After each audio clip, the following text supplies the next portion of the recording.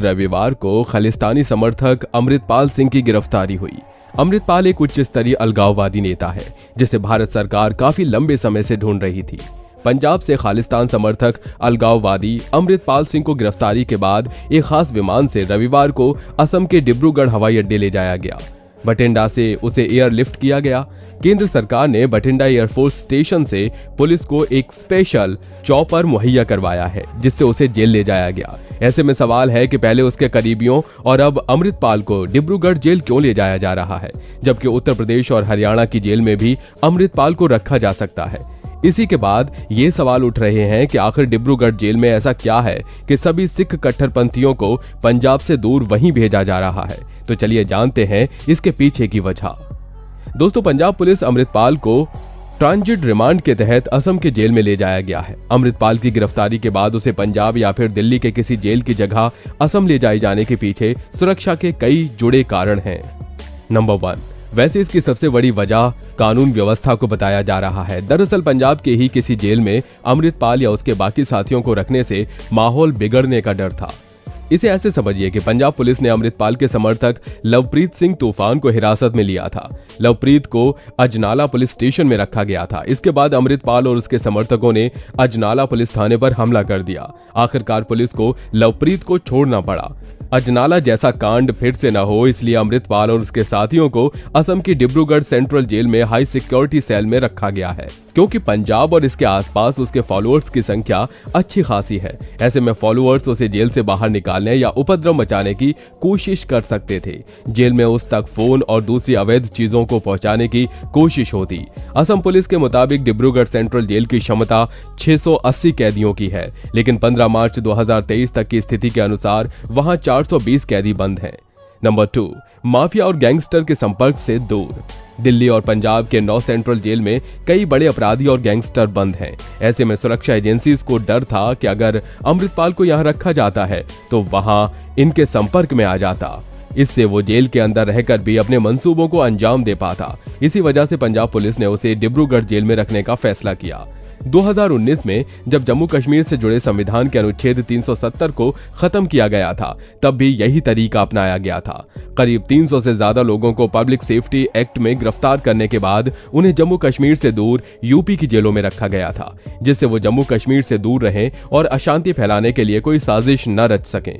Number 3, Dibrugarh jail में रहने की वजह से अमृतपाल की भाषा वहां रहने वाले ज्यादातर कर्मचारी और कैदी नहीं समझ पाएंगे। इस वजह से वो यहाँ बिल्कुल अलग थलग महसूस करेगा। बड़े अपराधियों को आइसोलेट करके रखने की एक साइकोलॉजिकल वजह भी है।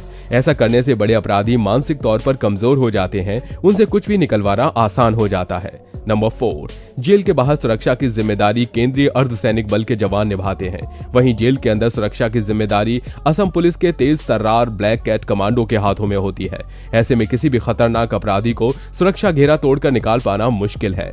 अगर कोई ऐसा करने में सफल भी हो जाता है तो डिब्रूगढ़ की भौगोलिक परिस्थिति उसे उस जगह से अनजान होने की वजह से वहां से भाग पाना नामुमकिन है। सरकारी रिकॉर्ड्स के मुताबिक 1860 में डिब्रूगढ़ में जेल बनाई गई थी। हालांकि इसके बनने की शुरुआत काफी पहले हो गई थी। आज जहां सेंट्रल जेल है, उसी जगह पर 1843 में असम के उपायुक्त डेविड स्कॉट ने एक अदालत बना दी थी। उसी साल मिसागान सिंगफो नाम के एक कुख्यात अपराधी को पकड़कर उसके खिलाफ अंग्रेजों ने यहीं पर मुकदमा चलाया था। दीपाली बरुआ की किताब अर्बन हिस्ट्री ऑफ इंडिया एक केस स्टडी में इस बात का जिक्र है कि 1840 में अंग्रेजों ने इस जेल को बनाने के लिए 2700 रुपए का बजट रखा था। इस जेल को बनाने में कम से कम खर्च हो, इसके लिए कैदियों को काम पर लगाया गया था। जब काम शुरू हुआ तो उस समय जेल में 50 कैदी थे। उनमें से कुछ ने तो सड़क तो कुछ ने भवन और पुल बनाने का काम किया। बाद में जब डिब्रूगढ़ में अंग्रेजों की सैन्य छावनी बनी तो इस जेल के कैदियों की क्षमता बढ़ाकर 500 कर दी गई। तब असम और पूरे नॉर्थ ईस्ट के कैदियों को पकड़कर इसी जेल में रखा जाता था। डिब्रूगढ़ के जिला एवं सत्र न्यायाधीश जोगेंद्र नाथ बरुआ ने एक इंटरव्यू में कहा कि यह पहली बार है जब एनएसए के 10 आरोपियों को दूसरे राज्य से डिब्रूगढ़ जेल लाया गया है। उन्होंने कहा कि इमरजेंसी के वक्त इंदिरा गांधी के विरोधियों से ये जेल भर गई थी। तब दूसरे राज्यों से गिरफ्तार इंदिरा विरोधी नेताओं को भी डिब्रूगढ़ जेल में रखा जाता था। डिब्रूगढ़ जेल में कैसी है सिक्योरिटी? असम में 6 सेंट्रल जेल हैं, जिनमें से एक डिब्रूगढ़ में है। इसे बेहद सिक्योर जेल माना जाता है। खालिस्तानी समर्थकों के यहाँ होने से जेल और उसके आसपास सिक्योरिटी और भी टाइट कर दी गई है। एक सीनियर अफसर ने न्यूज एजेंसी को बताया कि जेल के कंपाउंड के चारों तरफ असम पुलिस के ब्लैक कैट कमांडोज और सीआरपीएफ के जवान तैनात हैं। अमृतपाल को बेहद टाइट सिक्योरिटी में स्पेशल सेल में रखा गया है। वहां पंजाब पुलिस के साथ साथ असम पुलिस के जवान भी मौजूद हैं। 19 मार्च को यहां वारिस पंजाब दे संगठन से जुड़े 4 लोगों को लाया गया था। तब से ही डिब्रूगढ़ सेंट्रल जेल के अंदर और बाहर सिक्योरिटी बढ़ा दी गई है। 57 सीसीटीवी कैमरे रख रहे हैं नजर। अफसरों ने बताया कि जेल में खालिस्तानियों को रखा गया है, इसलिए यहाँ मल्टी लेयर सिक्योरिटी की व्यवस्था की गई है। जेल के अंदर कैदियों और जेल में आने जाने वाले लोगों की निगरानी करने के लिए 57 सीसीटीवी कैमरा लगे हुए हैं। एक अधिकारी ने बताया कि जब हमें कहा गया कि पंजाब में कैदियों को लाया जाएगा तो कुछ बंद पड़े सभी सीसीटीवी कैमरों को ठीक कर दिया गया और हाई मास्ट लाइटें लगा दी गईं। इसके अलावा आपको बता दें कि वारिस पंजाब दे के प्रमुख और खालिस्तान समर्थक अमृतपाल सिंह को पंजाब पुलिस ने जब गिरफ्तार किया तो पंजाब पुलिस की ओर से ट्वीट कर इसकी जानकारी दी गई। पहले कहा जा रहा था कि अमृतपाल सिंह ने मोगा पुलिस के सामने देर रात सरेंडर किया है, लेकिन बाद में पंजाब पुलिस ने बताया कि अमृतपाल को सिर्फ गिरफ्तार किया गया है। बाद में पंजाब पुलिस उसे असम के डिब्रूगढ़ जेल में लेकर पहुंची। अमृतपाल के साथ साथ उसके 9 साथी डिब्रूगढ़ सेंट्रल जेल में बंद हैं। इनमें दलजीत सिंह कालसी, पप्पलप्रीत सिंह, कुलवंत सिंह धालीवाल, वरिंदर सिंह जोहाल, गुरमीत सिंह बुक्कनवाला, हरजीत सिंह, भगवंत सिंह, बसंत सिंह और गुरिंदर पाल सिंह औजला शामिल हैं। इन सभी को एनएसए के तहत हिरासत में रखा गया है। अमृतपाल 18 मार्च से फरार चल रहा था जब पुलिस ने उसके और उसके संगठन से जुड़े लोगों के खिलाफ ताबड़तोड़ कार्रवाई की थी। रिपोर्ट मीडिया के मुताबिक अमृतपाल सिंह को राष्ट्रीय सुरक्षा अधिनियम एनएसए के तहत गिरफ्तार किया गया है।